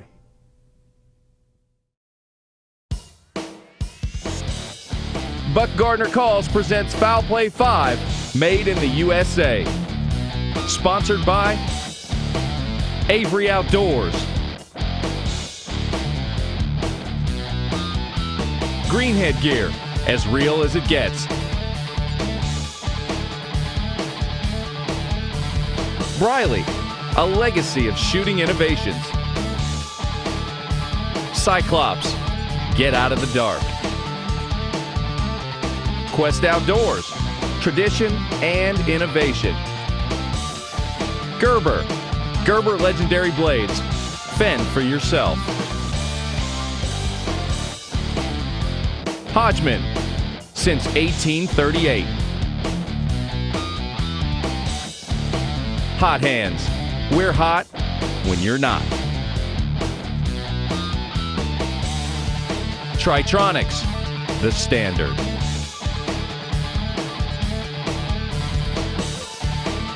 Mossy Oak, it's not a passion, it's an obsession.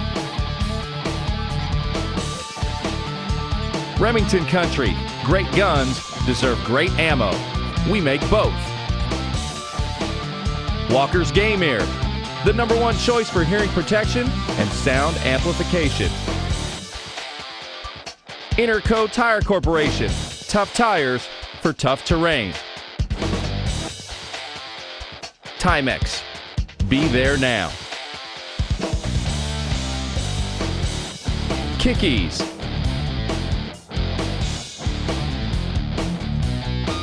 Land Pride, the smoothest ride out there. And War Eagle Boats. If you want to check out all our products, calls, and gear, visit us on the web at buckgardner.com. We're down in the river bottoms. The river's at about 20 feet here in Memphis, and this is a perfect place for Briley's new timber and teal choke. This is my choke. This is for the guy that wants to get them in here tight with him, and he wants that choke to open up and be as dense and as full an effective pattern in close range as you can possibly use. This is the choke that Briley makes for the guy that wants to get them in tight and shoot them right in the lips. All Briley chokes are made out of 17-4 stainless hardened bar stock. That's correct. You know, the biggest thing is the way we spin the choke off in the finish. We don't have to polish them afterwards, so we don't upset the internal geometry that makes those chokes consistent choke to choke, shot to shot.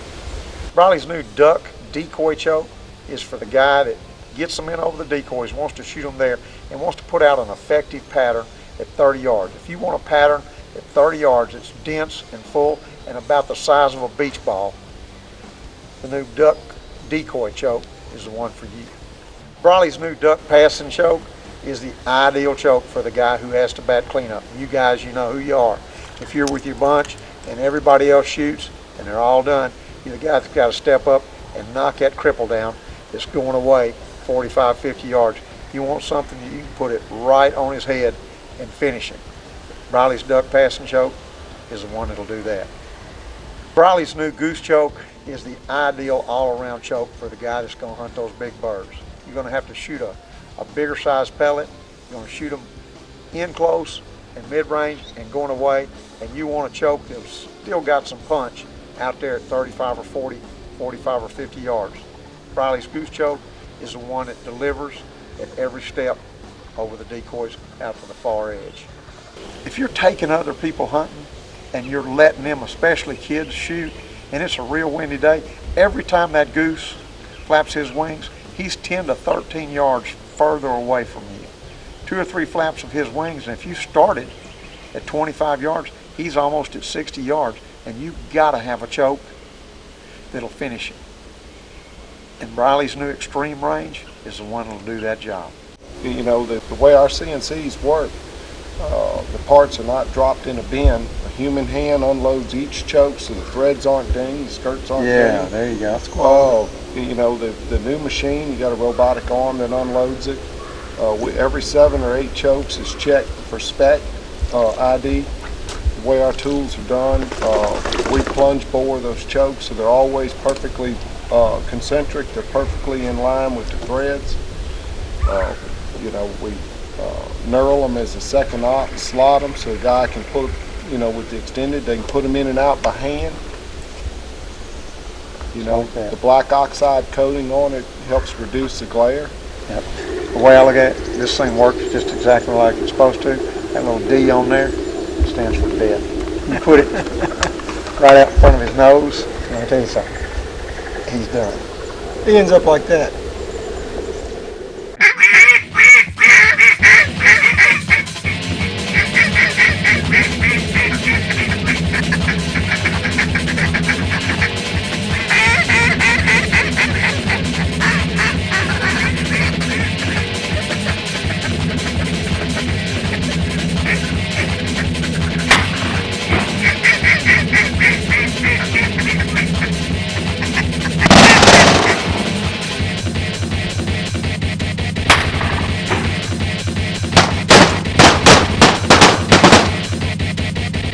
This is the choke that Briley makes for the guy that wants to get them in tight and shoot them right in the lips.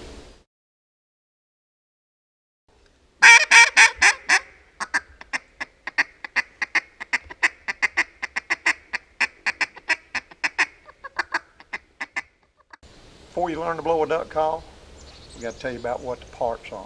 Most of the duck calls today got a barrel with a mouthpiece on it, obviously where you put your mouth. And then you got an insert that you put in it. In a single reed, it's got a cork or a wedge in it. Double reed has got a trough and a wedge that holds 2 reeds in place, and everybody refers to that as guts that go in an insert. Me, I blow a single reed. I grew up over here in Arkansas, and that's what we blow. But we make some double reeds that I got one on my lanyard that we hunt with. This is a buck brush in my hunting call. It's not as loud as some calls, but it'll do everything a duck will do and just a little bit more, so you can call at him on windy days too. Okay. Now, what you want to do with the duck call is I always try to get everybody to hold a duck call with the hand that they don't write with. And the purpose of that is safety. Under normal circumstances, if we were hunting, I'd have this gun, this Remington 1187, that I beat up pretty bad this year. But we'd have this gun in my right hand, and I'd be standing by this tree, and I'd hold my call with my left hand for safety purposes because I want my gun in my best hand. Okay? Now, put the insert between your thumb and your index finger and that little soft fold of skin right there, and lay it in there like that, and then cup your hand over as if you were going to dip up water, okay, like that, and put the call up your mouth just like you're going to drink out of a Coca-Cola bottle. Everybody says, how do you hold a call with your mouth? Because people purse their lips together, or they come over it too far, or they're trying to cut their sound off, you know, somehow by squeezing their lips together instead of using their throat and their tongue. So what we want to do is lay it on our bottom lip, just a little bit like you lay your lip out like you're somewhat upset about something. And then make your top lip mirror that top edge, just like that. And give it a seal, a little kiss. So when you blow air into it, force air through it, it won't leak out. So you got a real seal on your duck call. Now, everybody says blow a duck call, but you don't really blow a duck call. You force your air up from your diaphragm, just like you're going to fog a window, or like a quarterback calls signals, he's using his diaphragm, say, hut, hut, or you go up to a window when it's cold, and you don't, to fog that window, you don't go puff your cheeks out and blow. You take hot air from down here in your diaphragm, you push it up, and you like that.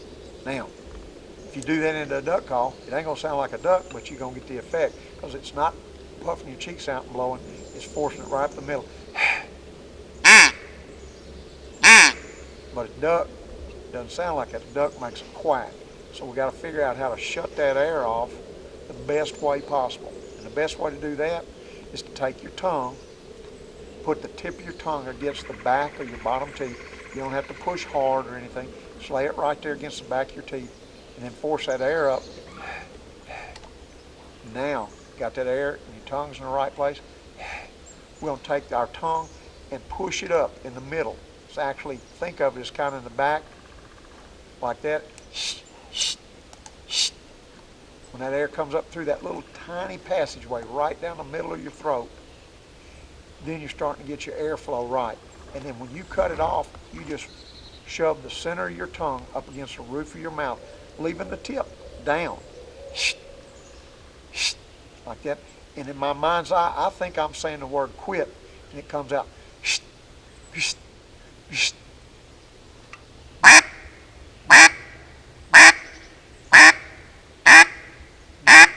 Okay? It's a hen mallard quacking out here in the woods or in a marsh somewhere. And all we got to do with that is and if you notice, a lot of people will blow their call and you'll hear them go. And it sounds kind of like about a 215-pound mallard, which scares most other ducks. They're growling into their call, and you don't have to growl into a good duck call. All you got to do is start with just the tiniest little bit of voice. You'll hear me, and then it's air.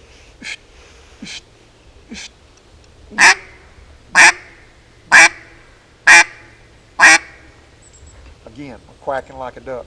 Now, we're kind of quacking like a duck, so we can change it. If we take all the voice out, we got a real young duck. And if we put just a little more voice into it, we got a regular duck. And if you growl just a little bit more, you'll get that old hen mallard, that boss hen. She. Okay?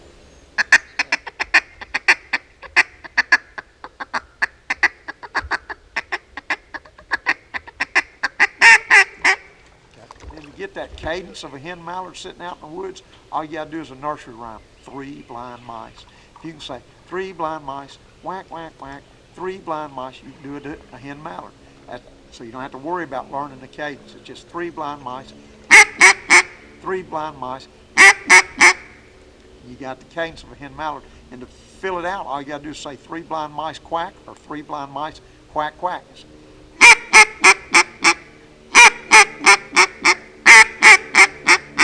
3 blind mice quack quack, and you got the cadence of a hen mallard. If you learn to do that and learn this little feed call that I'm going to teach you right here, it's tick tock, just like a clock. It's easy to do, and you put it up there to your mouth, and you try to put your tongue right up on the roof of your mouth this time, right behind your teeth, and you try to let out the tiniest little burst of air and shut it off as quick as you can. Just like a tick tock.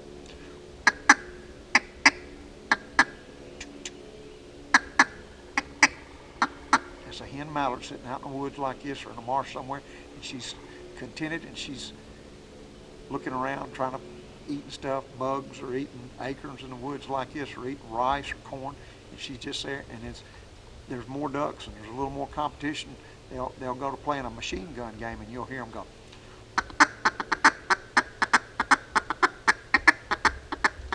like that, and it's just like tiniest little burst of air.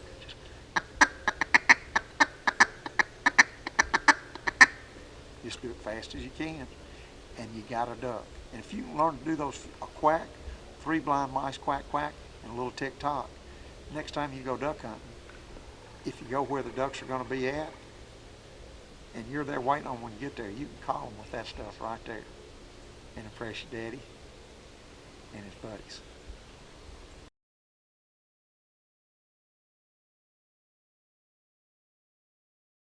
A little more